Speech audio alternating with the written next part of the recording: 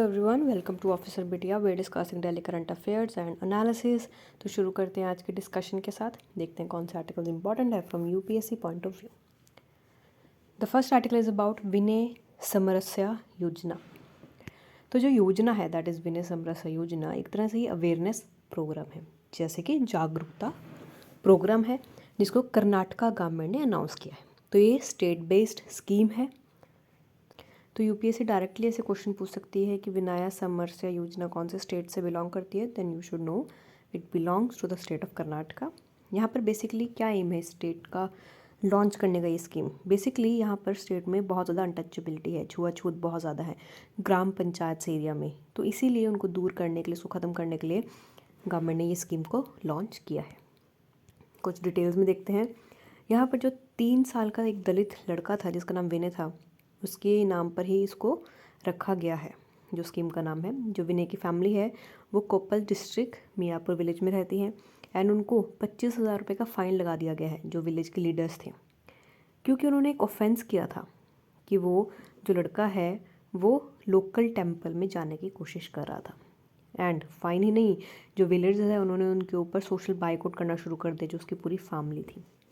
इसलिए जो पूरी फैमिली थी उसको ज़बरदस्ती वो एरिया छोड़कर जाना पड़ा। अपनी जो लैंड थी, घर बार था, खेती बाड़ी सब छोड़कर जाना पड़ा। तो इस इंसिडेंट के बाद जो कोप्पल डिस्ट्रिक्ट के सोशल वेलफेयर डिपार्टमेंट है उन्होंने लोकल पुलिस के पास रिपोर्ट लिखवाई और इंटरवेन किया एंड जो भी एक्यूज थे उनको अरेस्ट करवाया, बट बाद में उनको बेल भी मिल गई थी। इसके बाद जो विलेजर्स थे उन्होंने जो फैमिली थी उसके अगेंस्ट और ज़्यादा एट्रोसिटीज़ इंटेंसिफाई कर दी और ज़्यादा उनके साथ भेदभाव करने लगे। इसकी वजह से वो अपना घर बार छोड़कर उनको दोबारा से जाना पड़ा।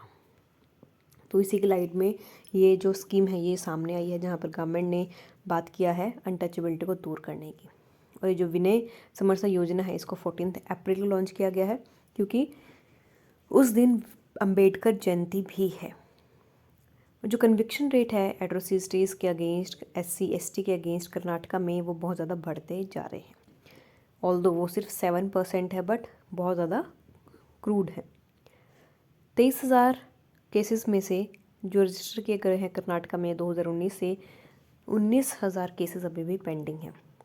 सिर्फ 4,000 के अराउंड केसेस जो हैं उनकी सुनवाई होती है, उनको आप डिस्पोज ऑफ करते हो, लेकिन बाकी जो 19,000 केसेस है वो अभी भी पेंडिंग है। तो हमारा कितना जो जुडिशियल सिस्टम है इतना डिले से चल रहा है, इतना स्लो प्रोग्रेस कर रहा है कि it is very difficult for us to know कि कहाँ पर हमें कैसे काम करना है, कैसे स्कीम्स लेकर आनी है एंड कैसे जो छुआछूत है, जो सोशल स्टिग्मेटाइज्ड है सोसाइटी में इतना कुछ चल रहा है उसको हमें दूर करना है।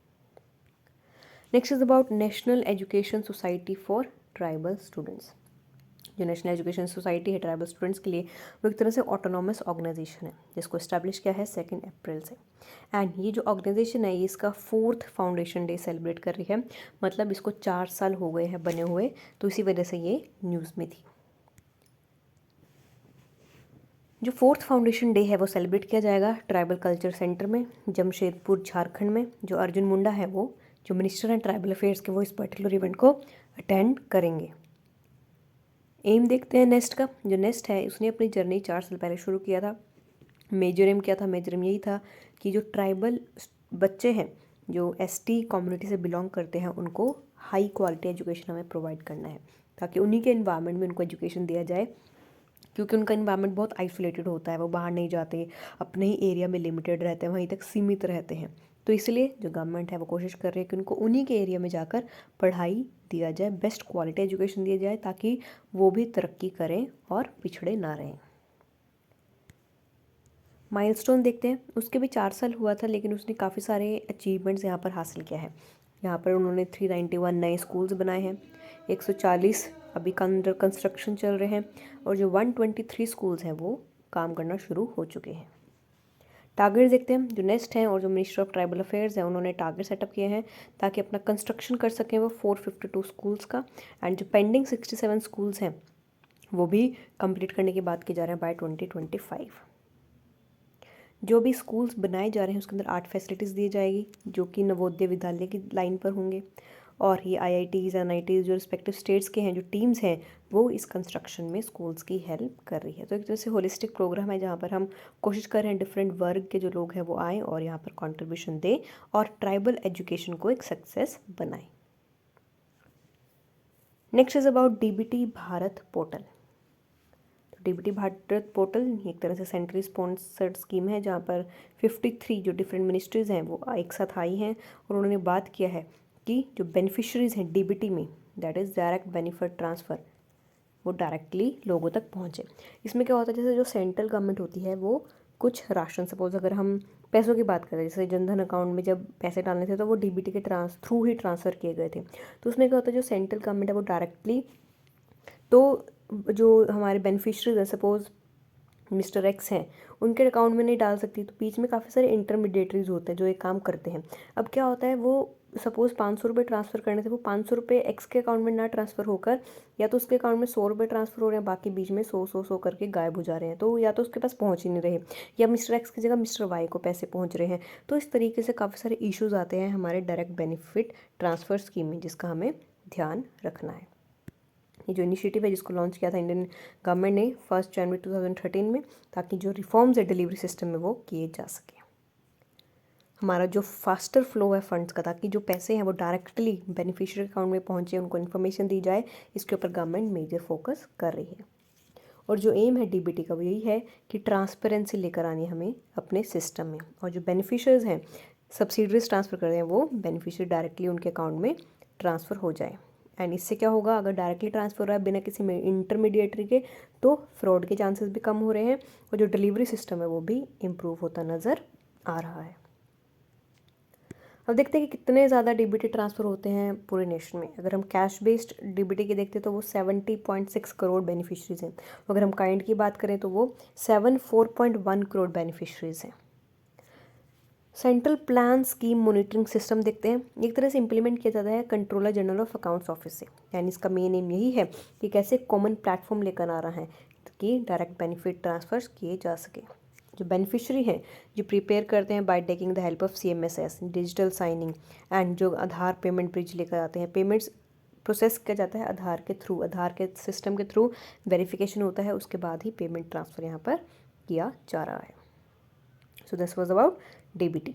नेक्स्ट इज अबाउट जल शक्ति अभियान कैचिंग द रेन कैंपेन। जल शक्ति मिनिस्ट्री ने बताया है कि बारिश को अब आपको पकड़ना है, बारिश को कैच करना है, where it falls when it falls, कि जहाँ भी होए जब भी होए हमें उसको पकड़ना है, उसको कैद कर लेना है। और ये आता है अंडर नेशनल वाटर मिशन। इसका मतलब है कि हमें वाटर हार्वेस्टिंग पर ध्यान देना है कि पानी की इतनी ज़्यादा ज़रूरत है, अब फ्रेश वाटर ख़त्म होता जा रहा है। हमारे पास जो पानी है, नो डाउट हमारी पूरी अर्थ 70% वाटर से ढकी हुई है, बट सिर्फ पीने के लिए सिर्फ 3% पानी है जो वो भी ख़त्म होता जा रहा है।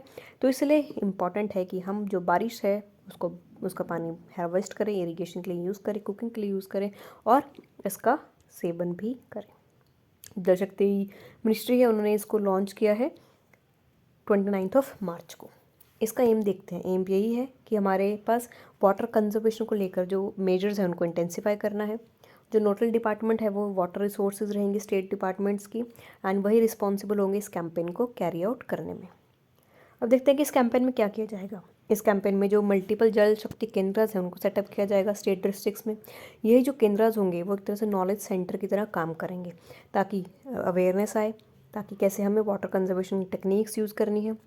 और जो स्पेशल फोकस है वो दिया जाएगा कि कैसे जो मैपिंग ऑफ स्प्रिंग्स हैं वो भी काम हो रहा है, और जो मैप्ड स्प्रिंग शेड है उनको भी रेजुविनेट किया जाएगा एंड बाद में प्रॉपरली मैनेज किया जाएगा। अब जो टाइम लिमिट है सनसेट क्लोज है वो है 30 नवंबर का, 30/11/22। तो ये स्कीम तब तक ही वैलिड रहेगी। यहाँ पर बात किया जा रहा है कि हमें रेन वाटर मेथड्स स्कूल में भी, ऑफिस में, कॉलेज में भी इस्टेब्लिश करने हैं, ताकि पानी हमें कहीं से भी हम कलेक्ट कर सकें। हमें बस पानी कलेक्ट करना है, उसको हार्वेस्ट करना है, स्टोर करना है, बाद में उसको डिफरेंट यूजेस के लिए यूज़ करना है। थीम देखते हैं इस कैंपेन का। जो थीम है वो है catch the rain where it falls when it falls, कि बारिश जहाँ पर भी हो रही है उसको पकड़ लीजिए, उसको कैद कर लीजिए। यही इसका थीम बनाया गया है। जो वाटर कंजर्वेशन है बहुत ज़्यादा इंपॉर्टेंट है स्टेट के लिए। एंड जो स्टेट गवर्नमेंट है ग्रीन मणिपुर मिशन जिन्होंने चलाया हुआ है उसमें भी ये बहुत ज़्यादा हेल्पफुल होगा। हमारी जो ग्रीन इकोनॉमी है उसमें भी काफ़ी ज़्यादा इंपॉर्टेंट ज़रूरत है हमें कि कैसे हमें पानी को बचाना है, उसका सदुपयोग करना है। Next is about Schengen area. तो शेषगन एरिया न्यूज़ में है। So this is your Schengen area that is part of Europe. बस आपको ये ध्यान रखना कि ये यूरोप में है। यूपीएससी डिटेल में नहीं पूछेगा कौन कौन से कंट्रीज इसका पार्ट है। आपको ये याद रखना है कि शेषगन एरिया एशिया में नहीं है, अमेरिका में नहीं है, ये यूरोप में है। यहाँ पर 26 यूरोपियन कंट्रीज़ हैं जिन्होंने पासपोर्ट्स को ख़त्म कर दिया गया है और जो बॉर्डर कंट्रोल थे अपने म्यूचुअल बॉर्डर्स पर उनको ख़त्म कर दिया है। यहाँ पर पहले क्या होता था, अगर सपोज़ आपको फ्रांस से जर्मनी में ट्रैवल करना है तो आपको पासपोर्ट चाहिए होता था, या आपको जर्मनी से पोलैंड में ट्रैवल करना है तो आपको कस्टम ड्यूटीज़ पे करनी पड़ती थी, काफ़ी सारे बॉर्डर कंट्रोल्स होते थे। तो अब ये पूरा यूरोपियन यूनियन एकजुट होने की बात कर रहा है कि हमें अगर एक कंट्री से दूसरी कंट्री में जाना भी है तो हमें पासपोर्ट नहीं देना पड़ेगा। जो नेम है इस पर्टिकुलर एरिया का दैट इज शेषगन एरिया, ये आया था 1985 में जब एक एग्रीमेंट साइन किया गया था शेषगन लक्समबर्ग में। ये जो रीज़न है एक तरह से सिंगल जुरिस्डिक्शन की तरह काम करती है इंटरनेशनल ट्रैवल में and with a unified visa policy, ताकि जो वीज़ा पॉलिसी है वो भी एक तरह से यूनिफाइड है। जो यूरोपियन यूनियन के 27 मेंबर स्टेट्स हैं 22 इसके पार्ट हैं।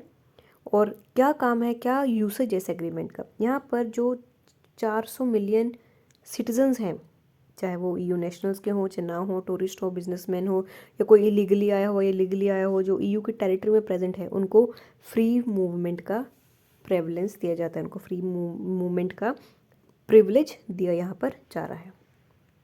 इससे क्या हो रहा है, ये सिर्फ पासपोर्ट फ्री ट्रैवल ही नहीं दे रहा, बट उनको जो नेशंस है बोलते हैं कि आप सभी एक कॉमन रूल करिए माइग्रेशन से रिलेटेड, ताकि जो रेफ्यूजीज है वो आ सकें, और जो वीज़ाज़ के ऊपर अगर आपको घूमना है तो वो भी फ्रीली आप घूम सकते हो। जो पुलिस है उनको भी फ्री एक्सेस दिया गया है कि अगर आप उनके क्रिमिनल सस्पेक्टेड क्रिमिनल एक स्टेट से दूसरी स्टेट में जा रहे हैं तब वो ईज़िली वहाँ पर जाकर अरेस्ट कर सकते हैं।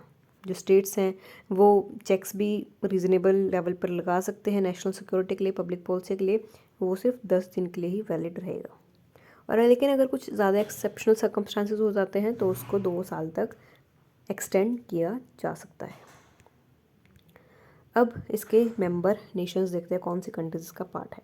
तो 27 ईयू कंट्रीज़ इसका पार्ट है। 22 members are Belgium, Australia, Denmark, चेक Republic, Denmark, Finland, Estonia, France, Greece, Germany, Hungary, Italy, Iceland, Latvia, Luxembourg, Lithuania, लिechtenstein, Netherlands, Malta, Norway, Portugal, Poland, Slovakia, Spain, Slovenia, Switzerland and Sweden, ये इसके part है। और जो 5 remaining EU countries है these are Croatia, Bulgaria, Romania, Cyprus, ये legally obliged है कि वो फ्यूचर में ज्वाइन कर सकती हैं।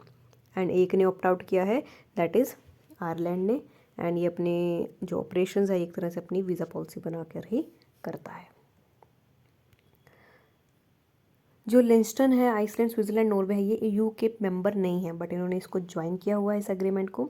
और जो 3 माइक्रो स्टेट्स हैं that is San Marino, Monaco and Vatican City, ये इनके ओपन बॉर्डर्स हैं एंड इनको शेषगन एरियाज़ का भी मेंबर माना जाता है।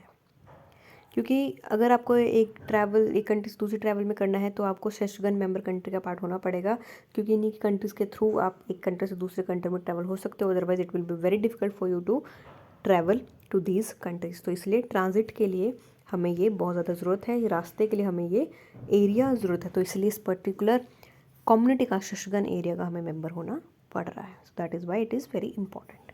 Okay, so that was all about today's session. I hope you like it. अगर आपको कोई डाउट है तो आप हमें कमेंट सेक्शन में मेंशन करके बता सकते हो, एंड आप हमें info@officerbedia पर भी मेल कर सकते हो। So that was it. So thank you and all the best for your preparation.